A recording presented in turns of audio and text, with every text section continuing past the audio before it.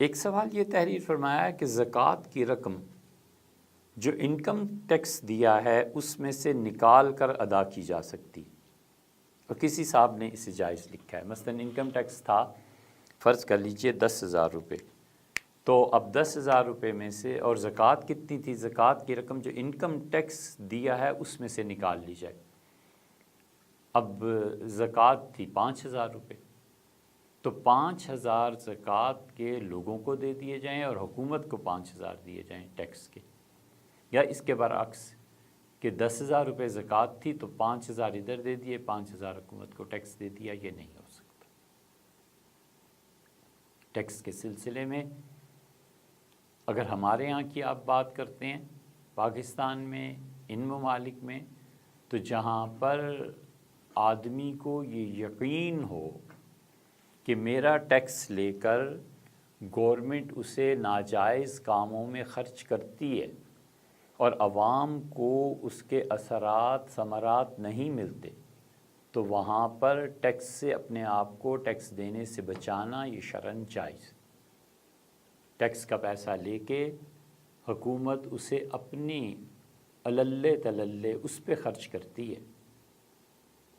Tax میں پیسہ لے کے وہ اپنے وزراء کی تنخواہیں ادا کرتے ہیں، اور وہ تنخواہیں ہیں جن کا عام حالات میں تصور ہی نہیں ہو سکتا۔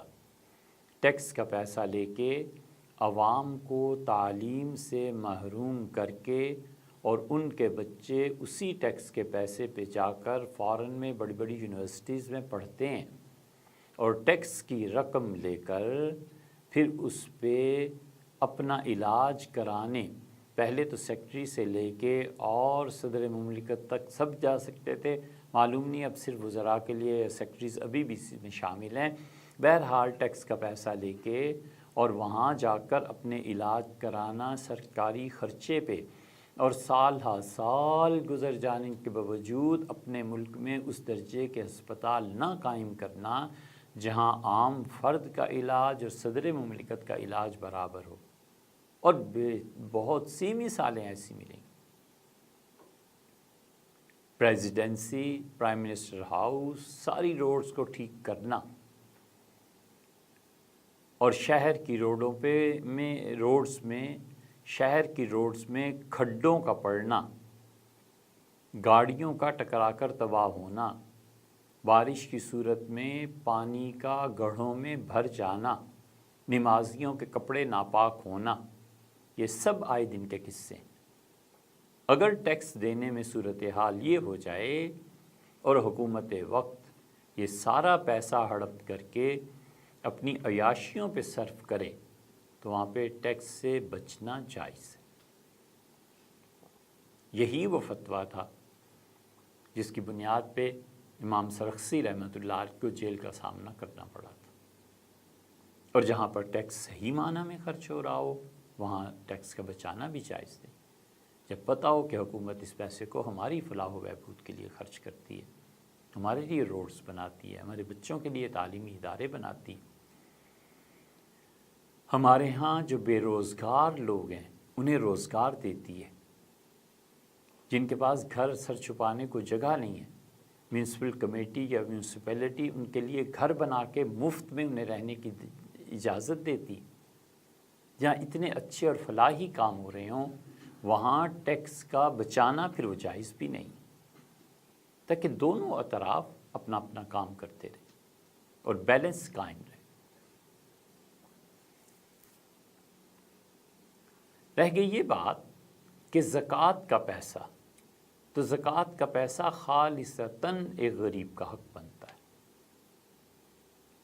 وہ کسی اور کا حق نہیں ہے۔ وہ صحیح معنی میں اس مستحق کو اس رقم کا پہنچانا ہے، حتیٰ کہ اس رقم کو ضائع کر دے تو بھی ہم نہیں پوچھ سکتے کہ کیا۔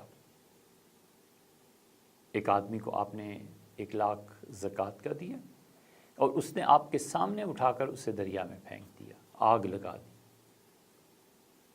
کھڑے ہو کے ایسے ہی تقسیم کرنے لگا۔ آپ نہیں کہہ سکتے کہ یہ کیا کر رہے ہو، اس لیے کہ اس کا مال ہے، جو مرضی کرے۔ آپ کی ملکیت سے نکلا اور اس کی ملکیت میں داخل ہو گیا۔ بالکل اسی طرح فقہا نے مثلاً مسائل میں لکھا ہے کہ ایک آدمی زکوٰۃ کے پیسے سے غریبوں کو کھانا کھلا رہا ہے تو زکوٰۃ ادا ہوگی یا نہیں؟ وہ کہتے ہیں کہ اتنی آزادی ہونی چاہیے کہ ایک آدمی نے دسترخوان سے پورا ڈونگا اٹھا لیا، چاول کی ایک ڈش آئی اور اس نے اٹھا لی اور گھر لے جانے لگا، تو اسے کوئی منع کرنے والا اور روکنے والا نہ ہو، کیونکہ غریب کا حق ہے نا۔ اگر اسے منع کوئی کرے، زکوٰۃ جس نے دینی تھی اس نے منع کیا تو زکوٰۃ ادا نہیں ہوگی، اور اگر منع نہیں کیا، جانے دیا کہ انہی لوگوں کا مال ہے، انہی کا حق ہے، اللہ تعالیٰ نے میرے ذمے یہ رکھا تھا، میں نے انہیں دے دیا، تو زکوٰۃ ادا ہو جائے گی۔ تو زکوٰۃ اور انکم ٹیکس ان دونوں کو آپس میں خلط ملط نہیں کیا جا سکتا۔ زکوٰۃ خالصتاً غریب آدمی کا حق ہے، اسے پہنچنی چاہیے، اسے ملنی چاہیے۔ یہ نہیں ہو سکتا کہ زکوٰۃ کی رقم کو ہم گورنمنٹ کے انکم ٹیکس میں شامل کر دیں۔ اگر گورنمنٹ کے انکم ٹیکس میں اب زکوٰۃ کی رقم کو شامل کر دیتے ہیں تو گویا دوسرے لفظوں میں اب اس بات کی اجازت دے رہے ہیں کہ رفاہ عامہ کے جتنے کام ہیں ان میں زکوٰۃ کا پیسہ پھر گورنمنٹ استعمال کر سکتی، روڈز بنا سکتی،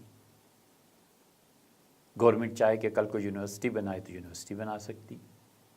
تو زکوٰۃ کا پیسہ فرد کے لیے نہیں ہے، وہ پھر زکوٰۃ کا پیسہ گورنمنٹ کے اپنے مقاصد کے لیے ہے یا زکوٰۃ کی رقم سے ایک فلاحی ادارہ قائم ہو گیا، یہ نہیں کیا جا سکتا۔ وہ فرد کو فرد کی سطح کی بنیاد پر دینا ہے۔